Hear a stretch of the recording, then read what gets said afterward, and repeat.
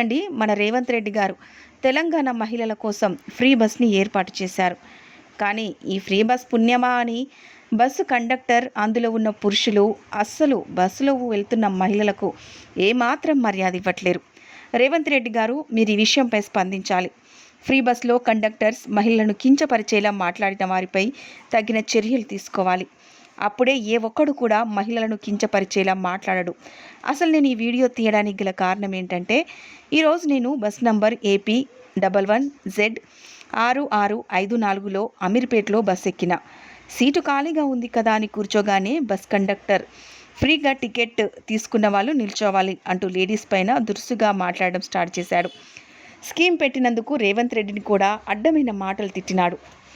రేవంత్ రెడ్డి గారు మీరు bus number AP 11Z 6654 కండక్టర్పై తగిన చర్యలు తీసుకోవాలని, ఇలాంటి కండక్టర్స్ వల్ల కాంగ్రెస్